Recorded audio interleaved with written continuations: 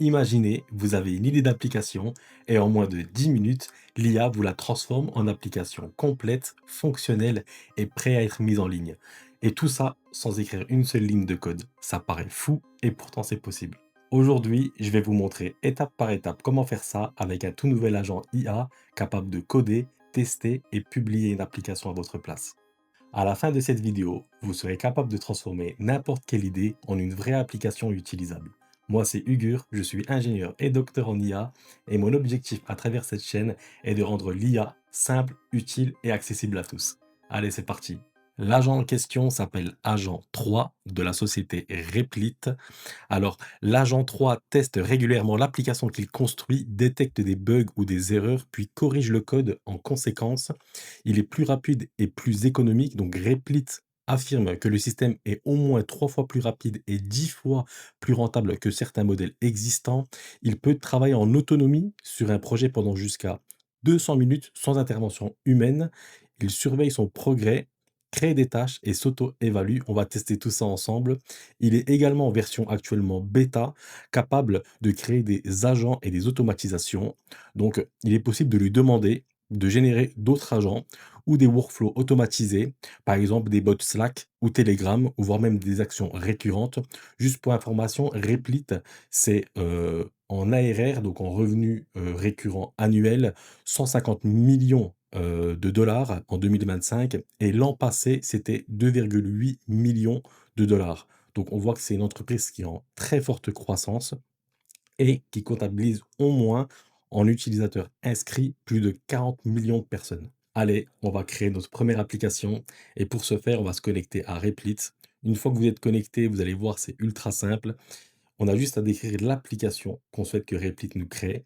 On voit ici les différents types d'applications qu'il peut créer avec les agents et les automatisations actuellement en bêta. Si je clique sur Web App, par exemple, il nous montre également des exemples d'applications qui peuvent être lancées. Moi, pour cette vidéo-là, c'est simple, j'ai déjà créé mon prompt. On veut créer une application web avec, en étape 1, construire uniquement une landing page marketing et moderne et responsive pour un générateur de posts LinkedIn. Ça va être l'application qu'on va créer dans le cadre de cette vidéo-là. Donc, on a ici les différents contenus et sections que je lui ai demandé et des exigences d'un point de vue du design et du SEO. Une fois que le prompt est prêt, on peut le lancer et Replit, ce qu'il va faire, c'est qu'il va analyser tout de suite notre demande. Il va regarder les différentes choses à créer et il va nous proposer une liste de fonctionnalités qu'on va valider avec lui avant son lancement. Comme je vous l'ai dit, Replit a tout de suite analysé notre requête. Il nous a proposé une liste de fonctionnalités à développer. Il a vu qu'il fallait créer une web app moderne. Et ce qui est intéressant, c'est les deux options. Soit il nous propose de commencer avec un design pour nous montrer à quoi l'application pourrait ressembler et faire des modifications avant de développer l'application dans son ensemble. Nous, dans le cadre de cette vidéo-là, on veut qu'il fasse tout et la partie design et la partie code en mode full stack. On clique ici sur Build the entire app et on appuie sur Start Building. Donc ce qui est intéressant ici sur la partie de gauche, ça va être toute la partie où on va interagir avec l'agent IA. On va lui demander des modifications, on va lui valider effectivement des choses qu'il va nous proposer. Au centre, on aura la prévisualisation de la future application en phase de conception. Et à gauche, ici, tout le code source avec les différents répertoires, les dépendances, etc. On va pas trop s'attarder là-dessus.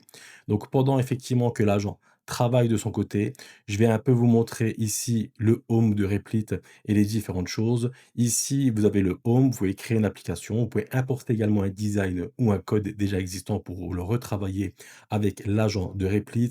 Ici, vous avez l'ensemble des applications que vous avez déjà créées, les applications que vous allez publier vont apparaître ici, les différentes intégrations de Replit. Donc, on voit effectivement de base qui gère les bases de données PostgreSQL, la notion d'authentification de domaine. On voit les différents connecteurs à des applications externes qu'on peut faire de manière native. D'autres connecteurs sont prévus également et la prise en charge en version bêta des MCP serveurs. Et ici, l'usage de vos applications avec effectivement votre plan, les différents agents et leurs usages, donc avec les applications que vous avez créées et combien une application a coûté en usage agent, les workspaces de développement, les applications qui sont publiées, les bases de données, etc., etc. C'est pour ici manager l'ensemble de vos applications en production. On va retourner vers notre agent. On commence à voir l'agent qui travaille et qui crée le code source de notre application avec les différents dossiers, les répertoires, les dépendances, les composants, etc., etc. On voit effectivement dans la section de droite que ça commence à se développer. Et là, super, on vient de voir l'application qui est prête. Donc, on a ici le premier aperçu de la landing page du générateur de posts LinkedIn. Donc, vous voyez que c'est impressionnant. Donc, il n'a pas fini. Voilà. Donc, ici, il faut savoir qu'il nous propose toujours la visualisation, même si l'application n'est pas encore fonctionnelle. C'est pour voir en direct ce qu'il est en train de faire. Donc, on voit qu'il commence à créer effectivement ici, gérer des posts LinkedIn engageants en 30 secondes, booster votre présence professionnelle. Ici, vous voyez un exemple de post avec un effet de défilement, gratuit pour commencer, sans engagement. Pourquoi choisir notre générateur? Donc, vous voyez les survols, donc c'est impressionnant. Donc, on lui a pas demandé tous ces détails-là non plus, mais lui, il sait ce qu'il faut faire. C'est impressionnant, voilà. Et là, on a le premier aperçu avec les différents plans gratuits pro, la FAQ et le pied de page. Ici, on a plusieurs modes lorsqu'on communique avec l'agent. On a le mode build où là, on va demander de faire, de tester ou d'itérer directement avec lui. Ici, l'option plain où quand on clique, c'est pour lui poser des questions sur l'application sans qu'il fasse de modifications. Et l'option edit où on veut sélectionner un élément spécifique de l'application pour apporter des modifications visuelles au niveau de la police d'écriture, de la taille, des couleurs, etc., etc. On a également la possibilité de sélectionner des éléments, par exemple si je sélectionne ce bouton-là, et demander effectivement à l'agent de faire des modifications directement sur ce bouton-là. Donc on a 2 options, soit on fait les modifications nous-mêmes avec effectivement, le mode edit ou soit si on a des modifications qui vont au-delà de la couleur, de la police, de la taille, très spécifique, on choisit ici le select element, on prend l'élément en question et on demande directement à l'agent la modification qu'on veut qu'il fasse. Et ici, très intéressant, on a les outils de l'agent. On voit que j'ai coché App Testing, où là, l'agent va tourner de manière automatique, tester et vérifier les différentes fonctionnalités qu'il va créer de notre application-là. On a le autonomy level, donc c'est-à-dire que c'est là, je l'ai mis en height, on peut le mettre en low. La différence entre effectivement ces différents niveaux, si je le mets au niveau le plus bas d'autonomie, à chaque fois que l'agent va vouloir faire une modification, il va nous demander notre autorisation. Voilà. Et plus on monte effectivement en autonomie, moins l'agent va nous demander des questions. Il va faire ça en full automatique. Moi, j'aime bien le mode height, il est parfait. Il va de temps en temps nous montrer effectivement des modifications qu'il faudra qu'on valide. On a ici également d'autres options au niveau, du web search, c'est-à-dire que s'il doit aller chercher des informations sur internet ou générer directement des images pour notre application avec l'IA. On a également le High Power Model où là, si je coche ça, il va utiliser les modèles les plus performants de génération de code. C'est-à-dire que là, actuellement, ce qu'on est en train de créer, c'est pas avec les modèles les plus puissants. Donc forcément, si vous utilisez cette case-là, ça vous coûtera plus cher parce que les modèles utilisés, ben, seront forcément plus chers à l'utilisation. Voilà, donc là, je l'ai mis en app testing validé, en autonomie élevée. On voit ici un test qu'il a fini. Donc on peut très bien aller revisualiser le test. Donc vous allez voir, hein, je vais agrandir la page.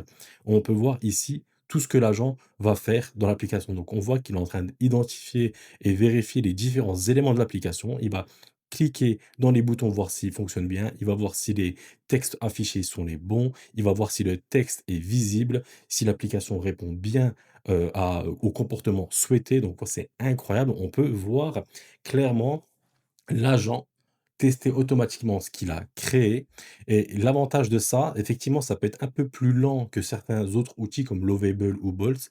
Par contre, ce qui est bien avec Replit, c'est généralement une fois qu'il a validé toutes ces étapes-là, à la fin, on a une application qui est assez fonctionnelle. Vous allez voir aussi au-dessus 4 champs où là, on voit effectivement les différentes choses qu'il doit créer.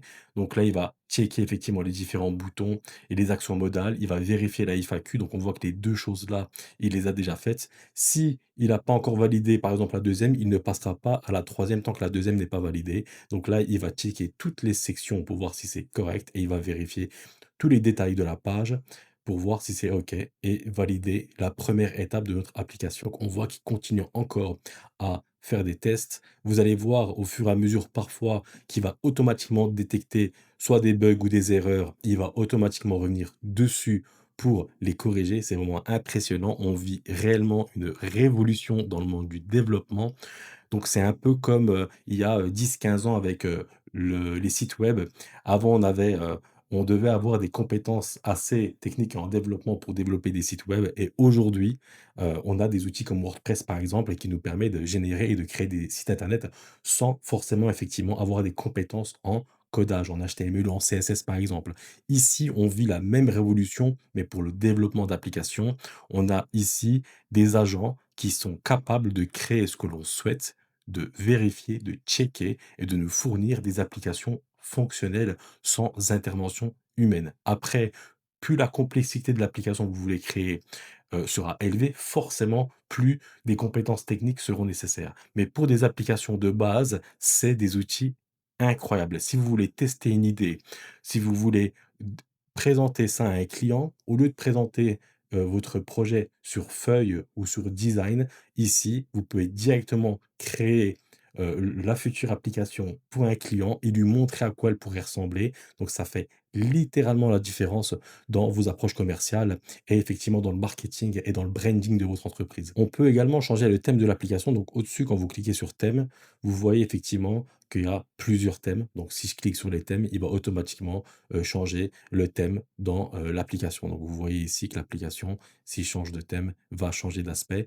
Donc moi j'aime bien le thème par défaut. On peut créer également son propre thème pour l'associer à sa charte graphique ou à la charte graphique d'un client où on peut changer les polices d'écriture, les couleurs, et cetera, les titres, bref, c'est très puissant et très personnalisable. On a ici également l'accessibilité à différents outils avec, le preview, celui-là qu'on a ici, des bases de données, des intégrations, et cetera. Donc voilà, si vous voulez demain créer une base de données associée effectivement à votre application, vous pouvez passer par ici, mais je vais vous montrer par la suite ce qu'on peut faire plus simple et demander directement à l'agent de faire ça à notre place et vous allez le voir, il le fait très bien. Donc, vous pouvez également prévisualiser ici l'application sur smartphone pour voir si elle est visible sur smartphone, tablette ou PC. L'agent vient de finir la réalisation de l'étape 1 de notre application, c'est-à-dire la création d'une landing page. On va pouvoir consulter ça ici. On va voir si ça répond bien à notre demande. Donc, on voit que franchement, pour un seul prompt et sans intervention de notre part, le résultat est incroyable. On a ici effectivement, un texte engageant, un exemple de post LinkedIn, pourquoi choisir notre générateur, donc effectivement avec les différents bénéfices de la solution, comment ça marche, on décrit l'idée, on personnalise le style, on publie des exemples de posts générés via la solution, choisir le plan et ici effectivement la FAQ, on voit qu'elle fonctionne très bien et en dessous un pied de page. Donc on va revenir sur Replit et vous voyez ce qui est bien avec cette solution, c'est qu'une fois qu'il a fini effectivement de développer, il va nous proposer des fonctionnalités supplémentaires. Donc alors qu'on lui a rien demandé, il nous propose pour améliorer la robustesse de l'application, mais également l'expérience utilisateur, d'ajouter une page de connexion avec un formulaire d'inscription, d'intégrer un système de génération de posts LinkedIn avec l'IA, de créer un dashboard, etc., etc. Donc j'aurais pu mettre ces fonctionnalités dans le prompt numéro 1, mais je ne l'ai pas fait volontairement, c'est pour vous montrer ici que Replit, même s'il y a certaines fonctionnalités que vous n'avez pas participé, il va pouvoir vous en proposer et vous ouvrir les champs des possibles. Donc ici, je vais dire qu'il ne le fasse pas parce que j'ai préparé un deuxième prompt avec un système d'authentification, avec des fonctionnalités d'inscription par email, mot de passe, déconnexion, session sécurisée, formulaire simple, profil utilisateur minimal, avec des critères, donc depuis la landing sur le bouton commencer gratuitement ou connexion, redirige des élèves vers sign up. Donc je peux créer un compte, me connecter, accéder à une page dashboard et je peux me déconnecter proprement. On lance le prompt et il va faire exactement comme il a fait pour le premier. Il va analyser les différentes fonctionnalités, on va valider ça avec lui, on va le laisser travailler en full autonomie. Donc là, on voit effectivement qu'il va ajouter un système d'authentification complet à l'application. Cela nécessite une base de données, donc il voit qu'il doit créer une base de données pour stocker les utilisateurs de manière permanente et un système de session sécurisé et il commence tout simplement à modifier ou ajouter des éléments dans le code source pour intégrer ces nouvelles fonctionnalités. C'est incroyable. On peut voir une base de données qui a été créée avec actuellement une seule table user et c'est là tout simplement où tous les utilisateurs qui vont créer un compte et se connecter vont voir leurs données se stocker avec un ID, un nom d'utilisateur, un email, son password et sa date de création. L'agent vient de finir l'étape 2 et il est en train de tester ce qu'il vient de développer. Donc on va visualiser ça ensemble. Donc on voit qu'il a créé effectivement une page de création de compte avec le nom complet, l'email et le mot de passe. Il est en train de tester pour voir si la création d'utilisateur et les boutons et les champs de saisie fonctionnent correctement. Donc là, il vient de créer un utilisateur test.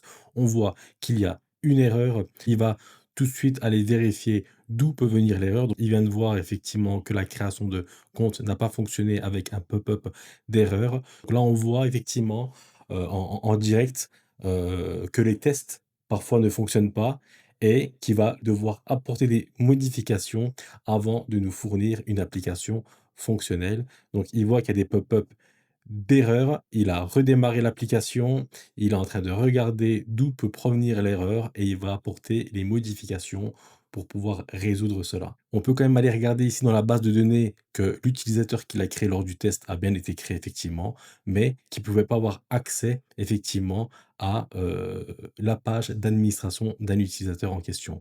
Donc on voit qu'il va commencer encore de nouveaux tests. On va visualiser ça ensemble et voir s'il a réglé le problème. Donc il crée un nouveau compte et là, c'est incroyable. Il a réglé le problème, il a créé un nouvel utilisateur et on voit ici la page d'administration d'un utilisateur avec différentes fonctionnalités, avec entre parenthèses bientôt disponible. Donc il prévoit déjà qu'il va générer une fonctionnalité de génération de poste automatique, etc., etc. Déconnexion réussie, à bientôt. Il a réglé l'erreur et normalement, il va cocher la septième étape comme validée. L'agent vient de finir l'étape 2 de notre application. Il a travaillé pendant 21 minutes et ça nous a coûté 4,52 €. On va voir à la fin combien cette application nous aura coûté. On va mettre ici le dernier prompt, donc là forcément, on va implémenter la fonctionnalité de génération et de gestion de posts LinkedIn avec un formulaire. On veut qu'il nous génère deux trois variantes par soumission avec un texte prêt à être publié, des hashtags pertinents, des emojis sobres, des questions d'engagement, un compteur de caractères visible, un indicateur désolé, de performance du post en pourcentage et un bouton copier avec des gestions de poste, avec une liste ou carte de poste sauvegardée effectivement et action, voir le poste, l'éditer, le dupliquer, le supprimer et le mettre en favori. Ici, au niveau des critères, on veut qu'après le login, je puisse créer un post via le formulaire, obtenir deux trois variantes et le sauvegarder et le retrouver dans gérer mes postes. Je lance la procédure de la troisième étape de cette application et la dernière. Donc là, on a effectivement la landing page, on a le système d'authentification et l'espace utilisateur. Et maintenant, on va donner la possibilité à l'utilisateur de gérer automatiquement des posts LinkedIn engageants pendant effectivement que l'agent travail, on va voir ensemble à quoi la solution ressemble. Ici, c'est simple. Ici, on a le bouton commencer gratuitement. Donc, on voit que quand on clique sur commencer gratuitement, on peut créer un compte. On va créer un compte ici. Je vais l'appeler Ugur. Je vais mettre Ugur arrobase en email exemple.fr et en mot de passe, on va en mettre un qui est simple et on va créer le compte. On l'enregistrera plus tard. Donc là, ce qu'on voit, c'est incroyable. Donc, compte créé avec succès. Bienvenue, Gur. Vous êtes maintenant connecté avec, on retrouve le nom, l'adresse mail, les informations, la date de création. Donc, on est bien le 27 septembre aujourd'hui. Donc, samedi 27 septembre, là où je tourne, et les actions du compte. Donc, ici, c'est effectivement ce qu'on vient de faire en étape 3, où on va donner la possibilité à un utilisateur de générer des posts, de pouvoir les sauvegarder, de pouvoir les copier et de pouvoir les reconsulter par la suite. On va se déconnecter. On voit bien que la déconnexion est faite, gratuit pour commencer, sans engagement. Franchement, pour un premier résultat avec des prompts assez simples, c'est incroyable. Imaginez si vous lui donnez un ensemble de documents, des spécifications, un cahier de charges, et cetera, le résultat qu'il pourrait produire. Ici, c'est uniquement avec un prompt de quelques lignes et lui, il a su vraiment ce qu'on attendait de lui. On voit les effets au survol, on voit les ombres, on voit les informations qu'on souhaite apparaître effectivement dans le site avec les différents plans, avec paiement sécurisé, sans engagement, annulation à tout moment. Vraiment, il a pensé à tout. La FAQ, le pied de page avec les différents liens aux réseaux sociaux, franchement, c'est impressionnant. On est de retour sur l'agent et on peut apercevoir qu'il a tout de suite compris qu'on voulait apporter de l'intelligence dans notre application et pour ce faire, il nous propose tout simplement de connecter notre compte ChatGPT à l'application via une clé API et pour ce faire, c'est simple, vous allez sur la plateforme OpenAI. Donc si c'est pas déjà fait, désolé, créez-vous un compte, vous apportez quelques crédits à ce compte-là, bah, pour pouvoir consommer effectivement le modèle via API. Donc l'API, c'est simplement l'interconnexion, la possibilité d'interconnecter plusieurs applications entre elles. On va créer ensemble une nouvelle clé API. Donc quand vous êtes sur l'API plateforme, vous allez sur API Key. Ici, vous cliquez sur créer une nouvelle API, vous lui donnez un nom. Ici, on va l'appeler Link Post, par exemple. On va l'appeler Link Post et on va laisser les paramètres par défaut. On va créer effectivement la clé secrète API, on va la copier. Faites attention, ne la partagez pas parce que si d'autres personnes ont accès à cette clé API-là, mais ils pourront consommer vos crédits et on va aller fournir à l'agent la clé API qu'on vient de créer pour pouvoir interconnecter ChatGPT OpenAI à l'application actuelle qu'on est en train de créer. On continue. Donc lui, il vient de voir qu'on lui a fourni la clé API et il va pouvoir continuer son travail. Ce qui est intéressant ici, c'est qu'on peut très bien ajouter la clé API en cliquant sur ce bouton-là, tout simplement pour éviter de la ressaisir à chaque fois dans d'autres types de développement sur Replit. Donc là, il vient de voir qu'on lui a fourni la clé API et il va pouvoir continuer son travail. Pour la tâche, effectivement, donc l'étape 3 de notre application, il a 8 étapes. Donc on voit qu'effectivement, il a fini la première et il va faire la deuxième et ainsi de suite jusqu'à checker toute l'application pour voir si tout fonctionne correctement ensemble. On voit que l'agent commence à créer des nouvelles tables dans la base de données pour pouvoir gérer les postes. Donc, on peut aller se rendre sur la base de données. Et avant, on avait une seule table utilisateur où là, effectivement, l'utilisateur qu'on a créé est là. Celui qu'on a créé ensemble, Ugur, existe bien. Et ici, on voit qu'il a créé effectivement donc les sessions pour gérer les sessions en cours et une nouvelle table qui s'appelle post qui va être tout simplement une table pour pouvoir stocker les posts qui seront générés par l'application. Donc on voit qu'il vient même changer le schéma de la base de données pour pouvoir répondre correctement aux fonctionnalités souhaitées. L'agent vient de finir les 7 tâches de l'étape 3 de l'application et il va venir tester effectivement la génération de posts automatiques. On va visualiser ça ensemble, voir si ça marche correctement, s'il va trouver des bugs et comment il va les résoudre. Donc on est en train de voir, qu'est-ce qu'il fait? C'est qu'il crée encore un nouveau compte. Pourquoi pas? Il saisit l'email, le mot de passe, donc ici ça marche correctement. Voilà, donc on voit ici qu'il s'est connecté, qu'il y a le bouton génération de posts, bah, qui est disponible et mes posts sauvegardés. Donc je suis curieux de voir ce qu'il a pu développer et voir si ça fonctionne. Donc il clique sur génération de posts. Donc là on voit qu'on peut saisir un sujet, lui donner un ton, une longueur et un format, c'est incroyable. Donc là, il met les tendances du télétravail en 2025 avec un ton professionnel, longueur moyenne, donc 200-400 mots et storytelling, génération en cours. Donc si ça met du temps, c'est bon signe, c'est qu'il va aller récupérer effectivement et faire appel à ChatGPT pour pouvoir répondre à cette requête et nous générer un post et 2 ou 3 variantes de post LinkedIn normalement comme on lui a demandé. On attend, on croise les doigts, mais normalement, ça devrait fonctionner. C'est impressionnant. Franchement, on vit dans un monde incroyable. Moi, ça me fascine. À chaque fois que je vois ça, on est quand même ici en train de créer une application en mettant des fonctionnalités intelligentes via l'IA sans avoir écrit une seule ligne de code. Et on a ici post généré avec succès, 3 variantes créées pour vous. Donc, on voit en bas les variantes. Donc, je peux pas aller en dessous. Ici, effectivement, c'est un simulateur de navigateur dédié à l'agent. Donc, c'est lui qui est entièrement autonome là-dessus. Mais en tout cas, lorsqu'il aura fini son travail, j'ai hâte et je vais vous montrer comment ça fonctionne. Test, on voit qu'ici, effectivement, il y a les différentes variantes avec les hashtags, la possibilité de sauvegarder une variante ou de la copier, comme on lui a demandé. C'est incroyable. C'est incroyable. C'est-à-dire que là, on a une application vraiment fonctionnelle qu'on va pouvoir publier et offrir la possibilité de créer automatiquement des posts LinkedIn avec une simple phrase, de lui donner un ton, une longueur et également un style filtre et recherche. Donc là, je pense qu'il est en train de regarder via une autre IHM les posts LinkedIn de l'utilisateur avec lequel il vient de se connecter. Donc on voit qu'il peut copier le contenu dans le presse-papier, tous les tons. Donc on voit qu'il a même mis un filtre par ton. C'est incroyable. On voit ici les tendances du télétravail en 2025 avec le ton professionnel qui est mis en valeur, moyenne, donc effectivement la longueur, storytelling. On a le pourcentage de performance à 88. Il a mis télétravail pour voir si la recherche par mots-clés fonctionne correctement. On a ici un bouton favori qu'il n'a pas encore testé et j'ai hâte de voir si ça fonctionne. Les différents hashtags. Il vient de supprimer un post pour voir si la suppression de post fonctionne également. Donc normalement, quand on crée ou supprime un post, ça va l'ajouter ou le supprimer dans la base de données PostgreSQL.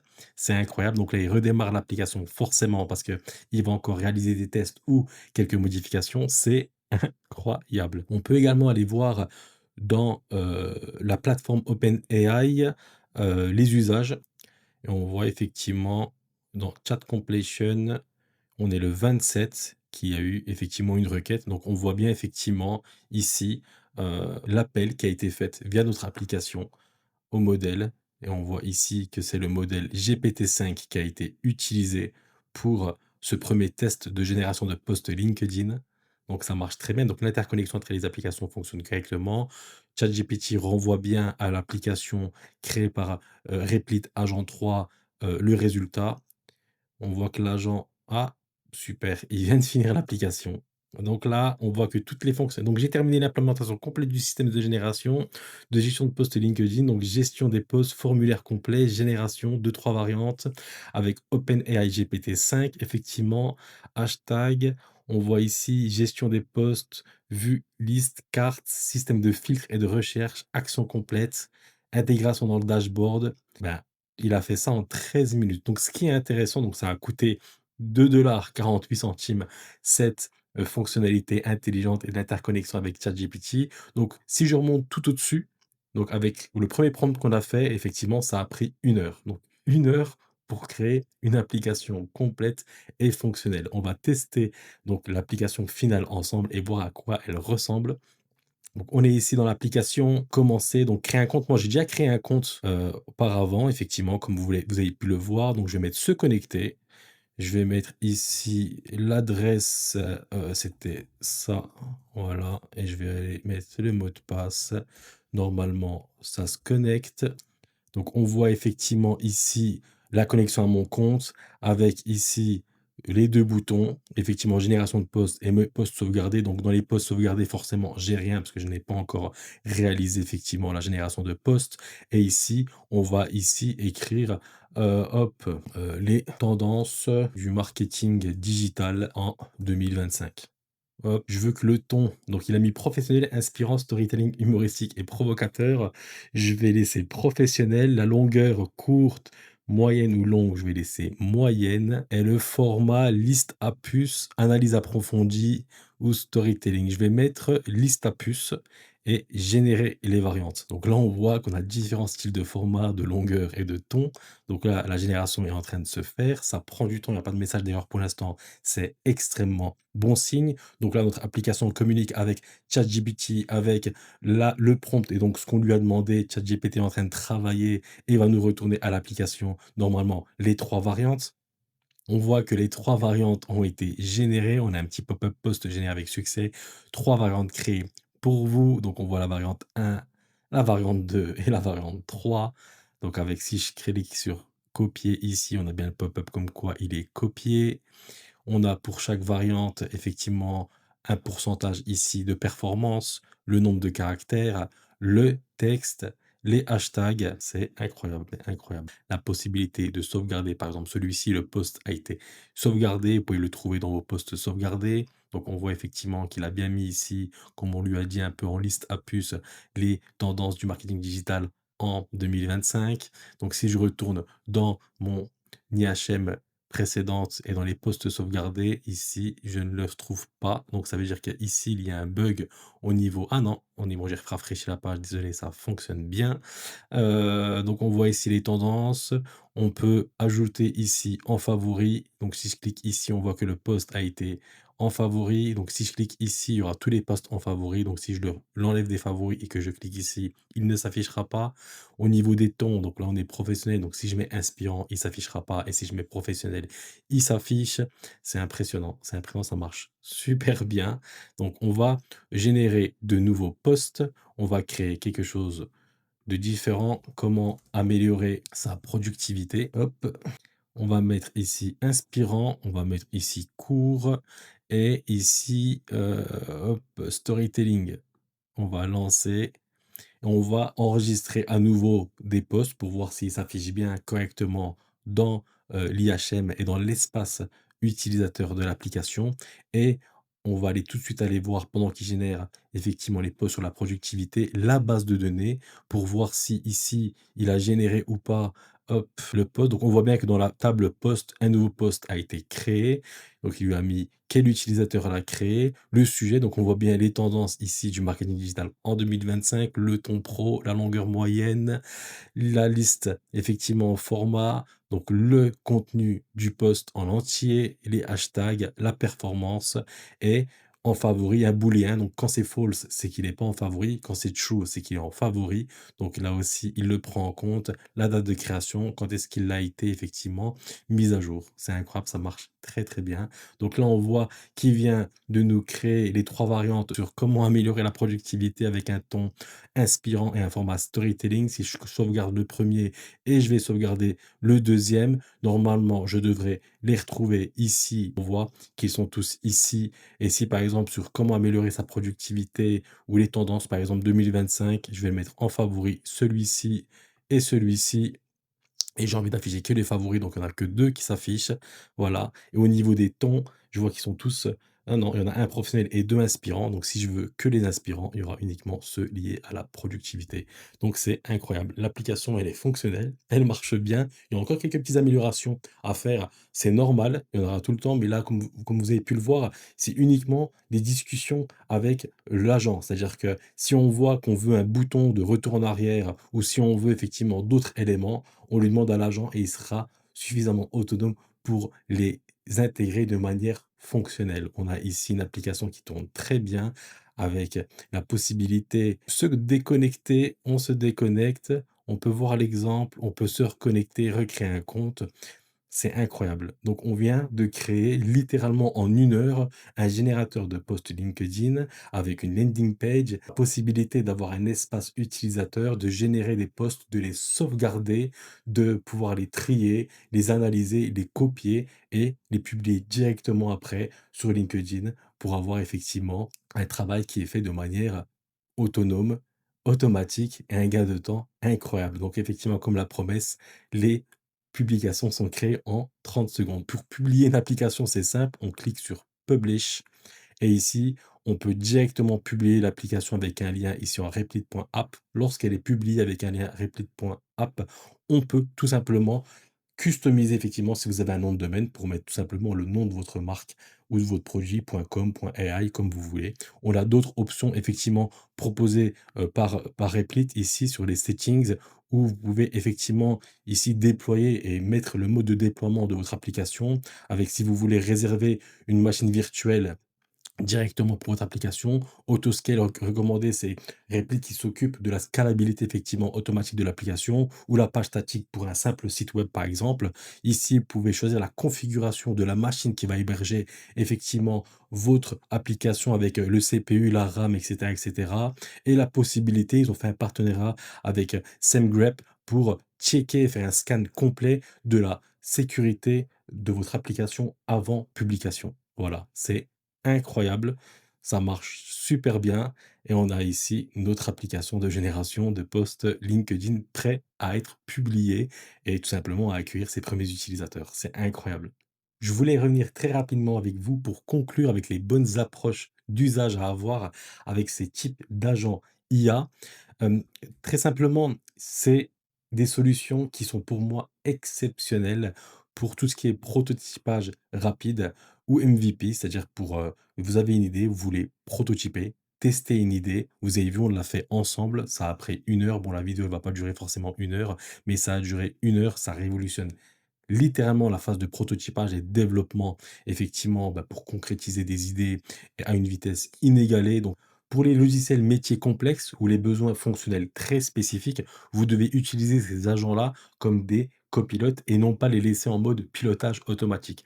Plus l'application à développer est complexe, plus l'ingénierie logicielle prend sa place pour faire les bons choix technologiques et l'expertise humaine via des architectes seniors ou des développeurs seniors prennent leur place pour pouvoir voir si l'application sera pérenne et robuste à long terme. Pareil pour l'architecture du système qui est mis en place, voir si elle est scalable et bien maintenable et la sécurité. J'ai vu énormément d'entreprises que j'ai rencontrées utiliser ces outils-là pour des solutions et des métiers avec des fonctionnalités complexes. Ils ont surproduit du code et voire même ouvert des failles de sécurité qu'ils n'ont pas pu maîtriser. Comme je l'ai mis, l'expérience humaine, le discernement et la compréhension de la logique métier restent quand même des disciplines primordiales dans le développement de solutions complexes. Mais comme je l'ai fait aujourd'hui avec vous, pour tester une idée, pour un MVP ou pour même une application avec des fonctionnalités de base, ça marche très, très, très bien et vous n'avez pas besoin de compétences en codage. On l'a vu, on n'a pas écrit une seule ligne de code. L'application, elle est fonctionnelle, elle marche très bien et c'est impressionnant. Je suis curieux de savoir en commentaire quelle est la première application que vous allez créer avec cet agent. En tout cas, si ce n'est pas encore fait, likez et abonnez-vous à la chaîne pour ne pas manquer les prochaines vidéos. Et je vous souhaite d'ici là une très bonne journée. Ciao!